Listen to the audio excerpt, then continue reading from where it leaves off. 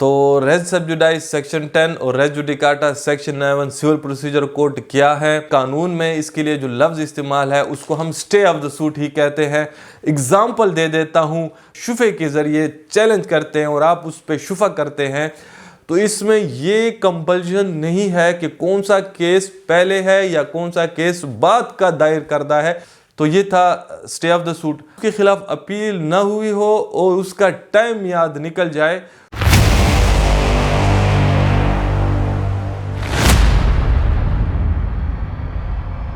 अस्सलाम वालेकुम वरहमतुल्लाहि वबरकातुहू। वकीलनामा की व्यूअर्स, आज की इस वीडियो का हमारा टॉपिक है रेस सब जुडाइस और रेस जुडिकाटा।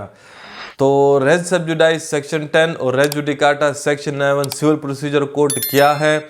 आज हम इस वीडियो में इन दो टॉपिक्स को लेके इनका आपस का फ़र्क आपको समझाएंगे।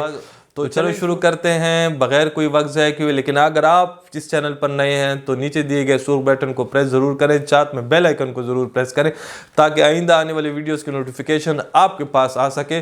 तो चलिए शुरू करते हैं। पहले हम देखेंगे रेस सब जुडाइस को। तो रेस सब जुडाइस जिसको हम स्टे ऑफ द सूट कहते हैं, कानून में सेक्शन 10 में लिखा है, लेकिन रेस सब जुडाइस का लफ्ज़ वहाँ नहीं लिखा। तो ये रेस सब जुडाइस जो है ये हमारे पास जो बेसिकली कानून में इसके लिए जो लफ्ज़ इस्तेमाल है उसको हम स्टे ऑफ द सूट ही कहते हैं। तो stay of the suit section 10 है, स्पेसिफिक सिविल प्रोसीजर कोड 1908 का। स्टे ऑफ द सूट जैसे कि इसके लफ्ज़ से ही वाज़े है कि ये करता है स्टे पूरे सूट को। Stay of the suit, stay of the property नहीं है, स्टे ऑफ द सूट है। जब हम स्टे ऑफ द प्रॉपर्टी कहते हैं तो कोर्ट हमें स्टे देती है प्रॉपर्टी के ऊपर, यहाँ हमें कोर्ट दावे के ऊपर स्टे देती है, पूरे दावे को स्टॉप कर देती है। जैसे कि दावा में जब आपका सूट दायर होता है तो उसके बाद नेक्स्ट पेशी पे एक कार्रवाई होती है, फिर उससे नेक्स्ट पेशी किसी और कार्रवाई के लिए मुतय्यन होती है। फिर इसी तरह हर पेशी जब अदालत आपको देती है तो एक कार्रवाई के लिए उसकी डेट मुकर्रर होती है। लेकिन जब सूट को स्टे किया जाता है तो वहाँ पे उसी दिन जिस दिन ये ऑर्डर होगा नेक्स्ट डेट आपको नहीं मिलेगी, केस स्टॉप हो जाएगा, केस को कंसाइन कर दिया जाएगा, रिकॉर्ड रूम से रिकॉर्ड रूम उसको भेज दिया जाएगा, केस स्टॉप हो जाएगा। तो ये जब इस किस्म का केस बिला मजीद कार्रवाई और बगैर कोई केस का फैसला किए केस को स्टॉप किया जाता है तो इसको हम स्टे ऑफ द सूट कहते हैं, रेस सब जुडाइस कहते हैं। स्टे ऑफ द सूट क्यों होता है सुन लें पहले। ये भी स्टे ऑफ द सूट इसलिए होता है कि कोई एक ऐसी वजह होती है, एक और केस किसी दीगर अदालत में चल रहा होता है और जब कोर्ट आपकी अदालत ये समझे कि उस अदालत में चलने वाले केस का कल को असर जो है अगर वो फैसला होता है फलां पार्टी के हक में तो उसका इस केस पे असर पड़ना है। और ये असर अगर वो कोर्ट समझ जाए कि ये असर जो है पढ़ के इसके ऊपर, तो फिर कोर्ट इस केस को बिला मजीद कार्रवाई स्टे करता है, कंसाइन करता है रिकॉर्ड रूम, क्योंकि उसका फिर यहाँ साल 2 साल चलाना फ्रूटाइल होता है, गैर ज़रूरी होता है, क्योंकि वहाँ पे उसका जो नतीजा है उसने वैसे भी इसको अफेक्ट करना है। एग्ज़ाम्पल दे देता हूँ, मिसाल के तौर पर दो फरीकेन ने एक दूसरे के ऊपर, एक फरीक ने दूसरे फरीक के ऊपर एक केस किया। वो केस ये है कि वो समझता है कि उसके पास एक एग्रीमेंट डीड है और जो एग्रीमेंट डीड है उसकी बुनियाद पे वो मालिक बना हुआ है। तो जो मालिक बना हुआ है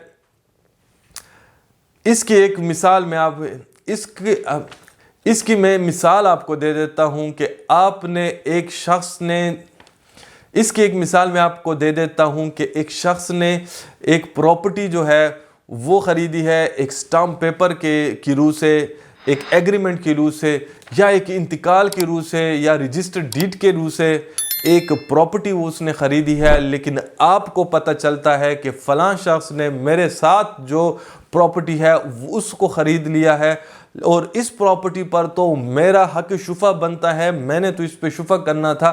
और आप उसके उस इंतकाल या रजिस्टर्ड डीड या स्टाम्प पेपर को, इकरारनामे को अदालत में शुफे के ज़रिए चैलेंज करते हैं और आप उस पर शुफा करते हैं, तो फिर ऐसी सूरत में उस शख्स का जिससे उसने ज़मीन ख़रीदी है वो शख्स कल को उठ के आता है और इस शख्स पे जिस पे आपने शुफा किया है वो इस पे सूट कर देता है कि मैंने तो कोई इंतकाल या रजिस्टर्ड डीड या इकरारनामा इसको नहीं दिया, ये जो हाथ में फिरा रहा है ये बोगस है, इस पे दस्तखत अंगूठे मेरे नहीं हैं, और वो उसको चैलेंज कर देता है। तो फिर जब बिलफर्ज कोर्ट के नॉलेज में आपके शुफा जहाँ पे आपने जिस अदालत में किया हुआ है और उस अदालत को ये इल्म होता है कि जिस डॉक्यूमेंट के ऊपर मैंने शुफा किया हुआ है उसी डॉक्यूमेंट को उसके अवलीन मालिक ने चैलेंज किया हुआ है फ्रॉड की बुनियाद पे, तो जब अब अगर चैलेंज हुआ पड़ा है तो इसका एक आउटकम ये भी हो सकता है कि वो रजिस्टर्ड डीड या इंतकाल या इकरारनामा कोर्ट उस केस में कैंसिल कर दे। तो जब वो कैंसिल हो जाएगा तो ऑब्वियस है जब वो डॉक्यूमेंट ही नहीं रहेगा, ना वो इंतकाल रहेगा, ना वो रजिस्टर्ड डीड रहेगा, या वो इकरारनामा ही जब नहीं रहेगा तो आपका शुफा भी नहीं होता। तो ऐसी सूरत में कोर्ट आपके शुफे को स्टे करेगी, रिकॉर्ड रूम कंसाइन करेगी और वेट करेगी, और ये ऑर्डर करेगी कि आप वेट करें उन दो के माबैन आउटकम का। अगर वो केस आपने जिस पे शुफा किया वो जीतता है तो फिर आप मुझे दरख्वास्त दें, मैं फ़ाइल दोबारा मंगवा लूँगा, फिर हम एविडेंस भी करा लेंगे, केस भी सुन लेंगे। लेकिन अगर बिलफर्ज वो शख्स ही हारता है तो फिर तो आपका शुफा गया, फिर तो आपका केस ही नहीं बनता। तो ऐसी सूरत में स्टे किया जाता है सूट को। तो ये था एक मिसाल, एग्जाम्पल से आपको समझाने की कोशिश की। इसी तरह अब रेस सब जुडाइस में ये याद रखें, स्टे ऑफ द सूट में, कि इसमें जो आपका केस है वो बात का भी हो सकता है और पहले का भी हो सकता है, और जो दूसरा जिसको बुनियाद बना के यहाँ पे आपके केस को स्टे किया गया है वो केस बात का भी हो सकता है, पहले भी हो सकता है आपके केस से। तो इसमें ये कंपल्शन नहीं है कि कौन सा केस पहले है या कौन सा केस बात का दायर करदा है, बल्कि इसमें जो देखने वाली बात है वो ये है कि कौन से केस का किस केस पे असर पड़ना है। जिस केस का दूसरे केस पे असर पड़ना है तो जिस केस पे उसका असर पड़ेगा वही स्टे होगा, दूसरा नहीं होगा। तो ये था स्टे ऑफ द सूट। अब आते हैं सेक्शन 11 रेस जुडिकाटा की तरफ। तो रेस जुडिकाटा क्या है? रेस जुडिकाटा बेसिकली जिस तरह मैंने पहले एक वीडियो में आपको बताया था कि सब्जेक्ट मैटर क्या है और मैटर इन इशू क्या है, तो अगर आपको वो matter in issue subject matter वाली वीडियो देखनी है तो मैं लिंक डिस्क्रिप्शन में दे दूंगा, आप जाएं उस वीडियो को देखें ताकि वजाहत हो कि मैटर इन इशू और सब्जेक्ट मैटर में क्या फ़र्क है।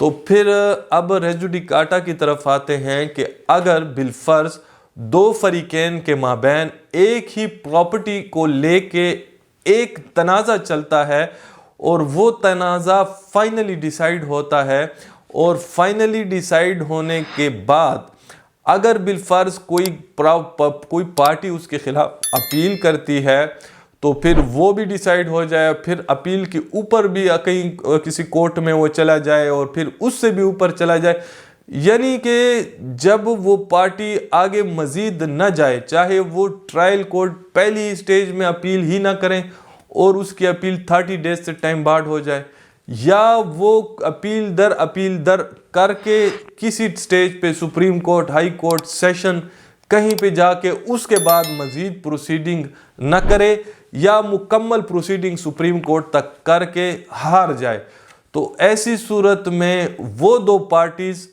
और उनके वुरसा, और अगर उनमें से कोई प्रॉपर्टी अपनी बेचता है तो वो लेने वाले या जिसको ट्रांसफ़र की जाती है वो जो होंगे उस सब्जेक्ट मैटर यानी उस प्रॉपर्टी को लेके कोई दीगर केस उस तनाज़े के हवाले से दोबारा नहीं कर सकती।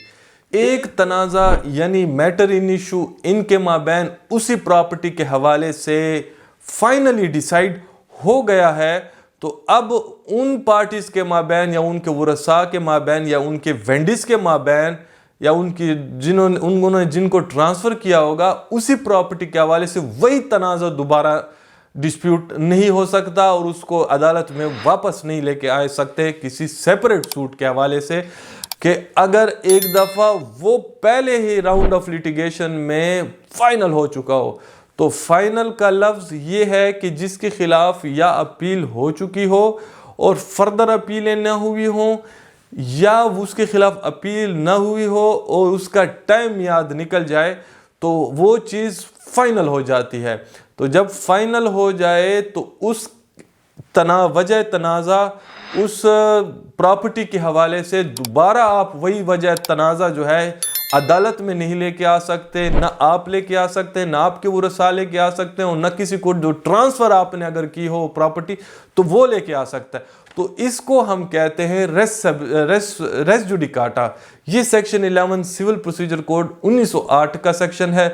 तो फिर उम्मीद है कि आज की इस वीडियो से आपके जहनों में सेक्शन 10 और सेक्शन 11 के लिए को मद्देनज़र रखते हुए जो खदशात थे और जो सवालात थे वो दूर हुए होंगे।